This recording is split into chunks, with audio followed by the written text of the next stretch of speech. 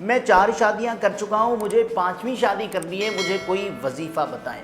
اس کے علاوہ میں ایک جگہ کام کرتا ہوں اور کام کرنے کے دوران مجھے ایک لڑکی پسند آ گئی ہے جو کہ شادی شدہ لڑکی ہے، میں بھی شادی شدہ ہوں، وہ لڑکی میرے پیچھے پڑی ہوئی ہے، وہ یہ کہتی ہے کہ مجھ سے شادی کرو، اب مجھے کیا کرنا چاہیے؟ اور اس کے علاوہ میں نے چونکہ اپنی نئی شادی کی ہے اور نئی شادی کے دوران میں نے روزے کی حالت میں اپنی بیوی کے ساتھ لولو پوپو کر دیا ہے، اب اس کا حل بتائیں۔ یہ جو رمضان نشریات میں آپ نے تمام تر کالز سنی جو کہ وائرل ہوئی، ان کا مقصد ہی وائرل ہونا تھا اور یہ سب اسکرپٹڈ کالز تھی میری رائے میں، یہ میں آپ کے سامنے رکھوں گا اور آپ کو یہ بھی بتاؤں گا کہ یہ کیسے کی جاتی ہیں، پورا پروسیس کیا ہے ٹی وی چینل میں کال کرنے کا۔ میں نے چونکہ خود بھی ٹی وی چینل میں کام کیا ہے تو میں آپ کو سارا پروسیس سمجھا دوں گا۔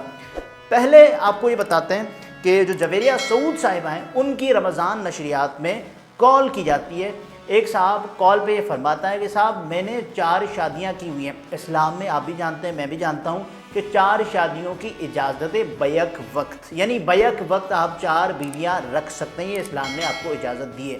تو یہ کہا جاتا ہے کہ صاحب 4 شادیاں میں نے کی ہیں اور میں 5ویں شادی کرنا چاہتا ہوں، اب مجھے کوئی وظیفہ بتائیں۔ تو وہاں پر جو علماء کرام بیٹھے ہوتے ہیں وہ تو پہلے حیران ہوتے ہیں، ششدر ہوتے ہیں کہ بھئی ایک بندہ جو کہ 4 شادیاں کر چکا ہے وہ 5ویں شادی کرنا چاہتا ہے تو اس کو کیا جواب دیا جائے۔ لیکن عوام کی بہت بڑی تعداد یہ سمجھتی ہے اور بلکہ اس پہ یقین رکھتی ہے کہ یہ تمام تر چیزیں ریٹنگ کے لیے کی جا رہی ہیں اور ریٹنگ حاصل کرنے کے لیے تمام تر ہتھ کنڈے استعمال کیے جاتے ہیں، فیک کالز ہیں اور کچھ بھی نہیں ہے۔ یعنی آپ کوئی بھی بندہ آپ گھڑیں اور اس بندے کو آپ کہیں کہ آپ نے یہ بات کرنی ہے، جو تخیلاتی بات ہے اور یعنی آپ اندازہ کریں کہ کیسی بات ہے، وہی گھڑی ہوئی بات آپ کو لگتی ہے اور بندہ بڑا یعنی ایسا تھا جو کہ فیل بھی ہمیں ہوا، آپ نے بھی دیکھا، آپ کو بھی یقیناً فیل ہوا ہوگا کہ یار رمضان نشریات میں ایسے کیسے ہو سکتا ہے کہ ایک بندہ منہ اٹھا کے کال کرے۔ اور چینل کی ایک ڈیلے سسٹم ہوتا ہے، اس کے علاوہ چینل کی ایک اور پالیسی ہوتی ہے، وہ بھی میں آپ کے سامنے رکھوں گا۔ بہرحال ایک کال کی جاتی ہے فضا علی کی رمضان ٹرانسمیشن میں اور کالر یہ کہتا ہے کہ صاحب میں ایک جگہ کام کرتا ہوں، میرے ساتھ ایک لڑکی کام کرتی ہے، میں بھی شادی شدہ ہوں، وہ لڑکی بھی شادی شدہ ہے، ہمارا ایک دوسرے کے ساتھ ایک ایسا رشتہ ہے یعنی کہ ایک دوستی ہے۔ اور اس کے بعد وہ لڑکی یہ چاہتی ہے کہ میں اس سے شادی کروں اور وہ لڑکی اپنی شادی توڑنا چاہتی ہے۔ اب یہ بھی ایک بات ہو گئی اور اس کے بعد کال کی گئی اور فضا نے تو ان کو بول دیا کہ آپ لڑکی کے پیچھے کیوں یعنی یہ سب کچھ کرنا چاہتے ہیں اور لڑکی پر ہی الزامات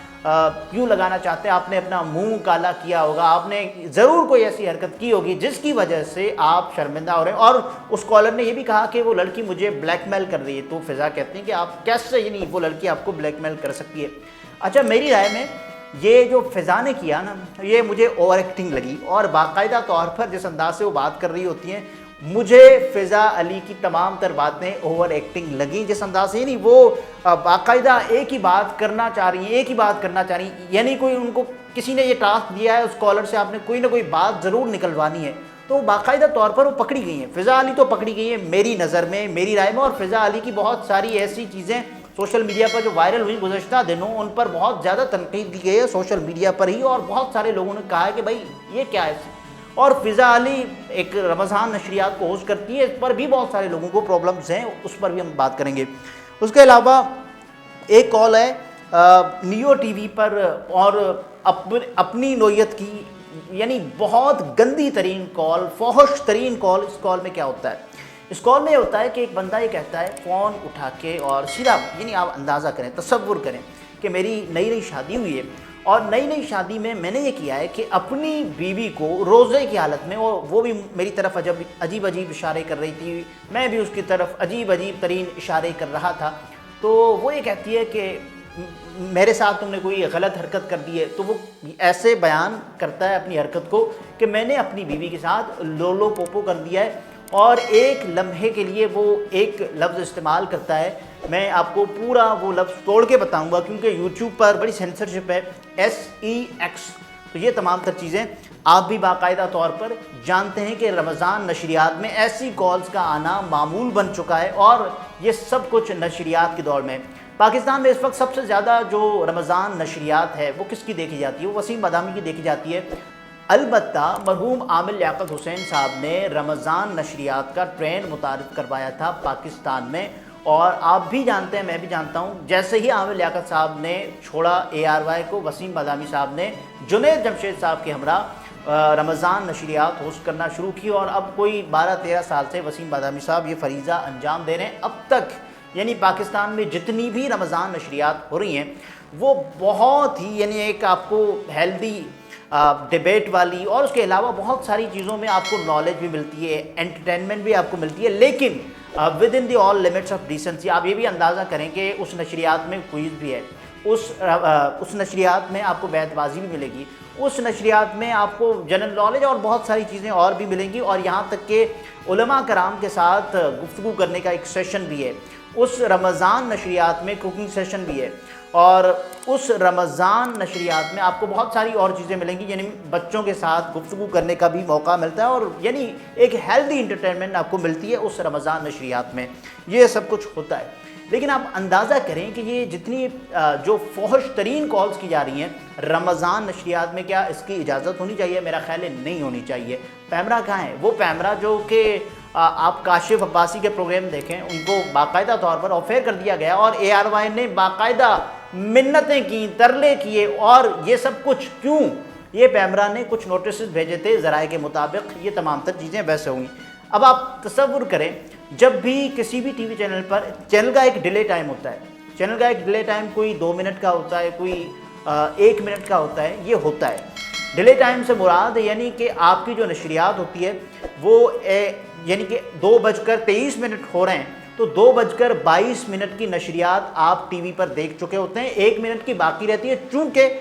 کوئی بندہ کوئی غلط بات نہ کر دے تو اس کو میوٹ بھی کیا جاتا ہے۔ آپ نے بعض اوقات یہ دیکھا ہے نا کہ جو بھی سیاستدان یا کوئی بھی انسان ٹی وی پر کوئی گفتگو کرتا ہے تو اس کو باقاعدہ میوٹ کر دیا جاتا ہے، کبھی کبھار تو اس کو بیپ کر دیا جاتا ہے۔ بیپ اس پیرا میں کیا جاتا ہے جب آپ کی جو گفتگو ہو وہ ریکارڈ کی جا چکی ہو اور اس کے بعد اس کو آن ایئر کیا جانا ہو تو اس کو بیپ کیا جاتا ہے۔ ایک اور سسٹم ہوتا ہے جب آپ کسی بھی کالر کی کال ریسیو کرتے ہیں، میں نے چونکہ ٹی وی چینل میں کام کیا ہے تو تھوڑا سا میں اپنا ایکسپیرینس آپ کے سامنے رکھتا ہوں، تو اس میں یہ ہوتا ہے کہ جب آپ کو کسی نے کال کی کہ ہیلو میں فلاں صاحب فلاں جگہ سے بات کر رہا ہوں، میں نے یہ سوال کرنا ہے، تو جب اس کا سوال آپ سنتے ہیں، پہلے جو ٹیم ہوتی ہے PCR میں بیٹھی ہوئی یا MCR میں بیٹھی ہوئی ٹیم، وہ یہ رابطہ کرتی ہے کہ آپ بتائیں کہ آپ نے کہا ہے کہ آپ بات کرنا چاہتے ہیں، یعنی وہ سوال پوچھتی ہے کون سا سوال آپ پوچھنا چاہتے ہیں، کیا آپ کا کوئی ایسا سوال ہے جو کہ، اور اس کے علاوہ وہ باقاعدہ طور پر ایک ڈیلے ٹائم ہوتا ہے۔ آپ نے اکثر دیکھا ہوگا کہ کسی نے اسٹیبلشمنٹ کے حوالے سے بات کی تو اس کو میوٹ کر دیا جاتا ہے، کسی نے کوئی اور بات کی تو اس کو میوٹ کر دیا جاتا ہے۔ یہ جان بوجھ کر یعنی لولو پوپو کوئی ایسی اصطلاح استعمال کرے اور یہ کہے کہ میری قربت بڑھ گئی اپنی بیوی کے ساتھ، اور آپ تصور کریں جو ہوسٹ ہو اس کو لولو پوپو کا مطلب نہ پتہ ہو، لیکن وہ ہوسٹ اگلے ہی